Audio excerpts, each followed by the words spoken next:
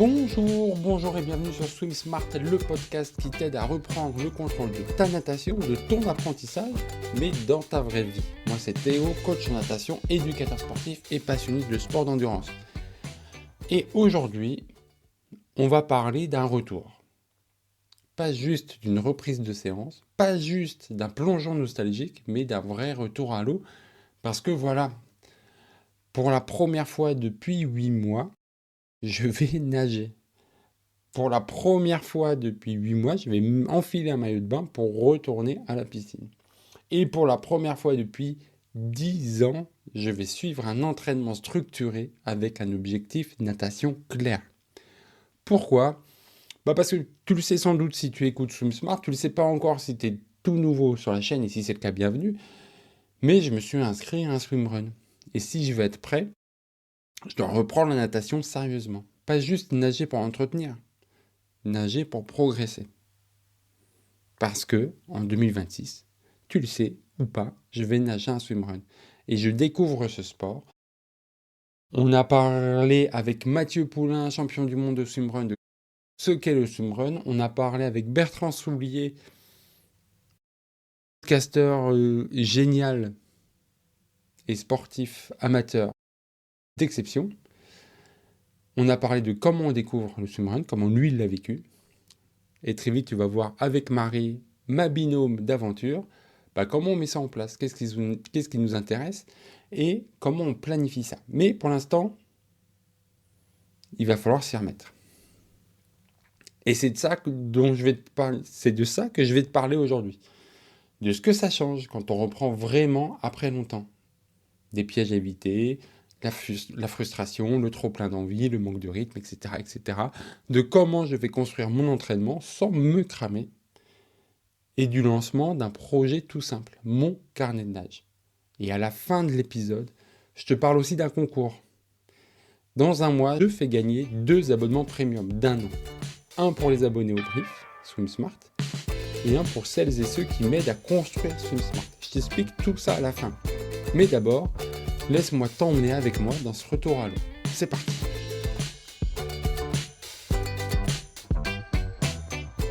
Le commencement de l'histoire, c'est moi et ma façon de faire. Chaque année, j'ai besoin d'un gros objectif. Un objectif sur du long terme, un objectif qui va faire de moi quelqu'un de meilleur. Un meilleur père, un meilleur mari, un meilleur être humain, tout simplement. Et il y a quelques temps, c'était le marathon. L'année dernière, c'était le trail. D'ailleurs, il y a l'épisode sur le trail qui va bientôt arriver. Mais je suis en train de le monter, et puis c'est pas facile, parce que ça soulève en moi pas mal de blocages, pas mal de tensions. Parce que c'était pas forcément tout rose dans ce trail, mais ça va bientôt arriver. Et l'année prochaine, ça sera le swimrun. Mais dans swimrun, alors je suis pas très fort en anglais, mais la partie run, c'est courir. Ça, ça fait 1 an que je le fais, donc je vais pouvoir continuer. La partie swim, nager, c'est plus tout à fait ça. Parce que j'ai nagé quelques séances dans ma début de préparation pour le trail, mais c'était très très light. Et surtout, j'ai pas suivi un entraînement en natation depuis 10 ans. Depuis que j'ai visé la qualification en championnat d'Europe de ma catégorie. Depuis, plus rien. Voilà, overdose d'entraînement. Et puis pas le temps, pas l'envie, etc. Donc là, c'est la première fois depuis 2016 que j'ai un objectif en natation. Parce que c'est ça l'idée. L'idée, ça va pas être juste de barboter, ça va être pas juste de nager de temps en temps quand le cœur me pousse à le faire ou quand j'y ai l'envie. Ce qui est déjà très bien. Si c'est ton cas et que toi, ton objectif, c'est de prendre du plaisir dans l'eau, c'est très bien. Mais là, moi, non. Ça va être de progresser. Ça va être de m'entraîner. Et évidemment, on vit pas pareil un entraînement quand on l'a fait il y a 2 mois et qu'on est entre guillemets dans une petite continuité que quand on l'a pas fait depuis 10 ans. Et c'est tout l'intérêt de ce truc. Parce que oui, je repars de loin. Je repars de très très loin. Et c'est un élément à ne pas négliger. Si tu n'adaptes pas ton entraînement au fait que tu es en reprise depuis X semaines, X mois, X années, il y a de fortes chances que ça foire. Donc, j'ai la chance d'être éducateur sportif, d'être coach de natation, donc de connaître la théorie, de deux, d'avoir nagé de mes 6 ans à mes 26 ans, pas tous les jours, mais pas loin. Donc j'ai l'expérience, j'ai la pratique et tout. Donc je vais adapter mon entraînement. Et on va commencer progressif, parce que c'est ça, la clé de tout, ça va être la progressivité que je vais mettre, que ce soit dans le volume d'entraînement, et je vais commencer à 1 fois par semaine, 2 si je suis motivé, mais aussi à la complexité des entraînements et à l'intensité des entraînements. Il y a tout qu'il faut prendre en route. Donc, on commence par progressif, par écouter ses sensations, son mental. Parce que je me connais, si je pars là en me disant, tiens, ça fait 10 ans que je ne me suis pas entraîné, mais je pars à 4 séances par semaine, bah ça va foirer. Typiquement, dans ma début de préparation de trail, j'avais créé un canevas d'entraînement ultra pointilleux avec la course à pied, avec du renfort, avec de la natation, etc., etc. Et ça a tenu 2 semaines parce qu'après, bah, tu lâches. Tu n'as plus la motivation, plus le temps, etc., etc. Donc non. L'idée, dans un premier temps, ça va être de gérer les frustrations parce que, mine de rien, 10 ans sans m'entraîner. 10 ans sans vraiment réfléchir à pourquoi, à ce que je fais quand je nage. À quel est le chemin. Je ne crois pas te spoiler en te disant que bah, je suis pas sûr d'avoir mon niveau tout de suite. Je suis pas sûr de retrouver mes sensations de glisse d'il y a 10 ans. Je suis pas sûr de retrouver l'intensité que j'arrivais à mettre il y a 10 ans. Et ça faut le gérer. Ça s'apprend. Ça s'apprivoise. C'est là où la progressivité elle est importante. C'est là où il faut que je prenne du recul à chaque fois que je vais aller dans l'eau en mode ouais, bah, c'est sûr que quand tu étais plus jeune, que quand tu étais plus entraîné, que quand tu étais aussi plus motivé à performer, bah, tu avais des sensations qui étaient différentes. Et l'idée, c'est de construire mes séances en tenant compte de ça et aussi en tenant compte de tout ce que je te dis. Je passe mon temps à te dire comment faire, mais je ne me l'applique pas parce que je nage plus. Je me l'applique pour d'autres thèmes, pour d'autres thématiques, pour d'autres pans de ma vie. Mais voilà, donc là, je vais construire mes séances pour moi, comme je les construis pour toi. Et je vais appliquer ce que je prône chaque semaine. Un objectif clair, une construction de séance adaptée et une auto-analyse régulière. Donc là, il est avec moi à côté de moi. J'ai mon petit carnet de Swim Smart. Tu as le lien en description si tu veux avoir les mêmes que moi. Et je vais le remplir et je vais te montrer. Et je vais aussi lancer le carnet de nage. Je passe mon temps à te dire que c'est important d'écrire, de prendre des notes, de prendre du recul sur ta natation. Et ben, je vais le faire. Et voilà comment ça va se passer. Je me réveille à 5 heures. Jusqu'à présent, je lis un livre. Et ben, à 5 heures, je vais me servir ma tasse de café en essayant de ne pas faire trop de bruit pour ne pas réveiller ma femme, pas réveiller mon fils. Je fais couler le café. Et là, je vais écrire. Je vais écrire un petit texte brut sur mon état du moment. Je l'écris, puis je te l'envoie. Ça ne sera pas tous les jours. Ça sera quand j'ai quelque chose à transmettre, quand j'ai une idée, quand j'ai un questionnement que je pense et sera constructif. Donc si tu es déjà abonné au Brief Swim Smart, tu en as déjà reçu un hier. Je me suis levé, j'ai pris mon café et j'ai écrit. Et je t'ai dit que dans quel état je me sentais. Et voilà. Et après, j'essaye de prendre un peu de hauteur. Bah, ça va être ça. Pas tous les jours, mais régulièrement. Voilà. Ça te prend 2 minutes à les lire. Tu me réponds si tu veux. Si tu me réponds, c'est mieux parce qu'on peut construire quelque chose ensemble. Mais voilà. Donc, tu vas recevoir quasiment tous les jours ce que je ressens dans l'eau, ce que je construis dans mes séances, ce que je corrige, ce que je découvre, ce à quoi je réfléchis, etc., etc. C'est pas un journal intime, mais c'est un outil pour toi dans ta propre reprise.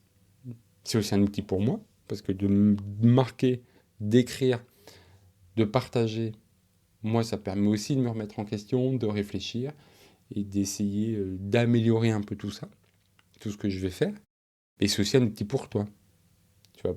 Parce que je suis pas le seul à reprendre la natation.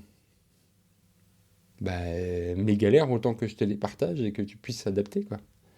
Le, c'est sûr, à mon premier entraînement, je vais avoir mal aux épaules très vite. Ben, je vais le partager. Je vais dire ce que j'en conclus. Je vais dire comment j'adapte, etc., etc. C'est un projet.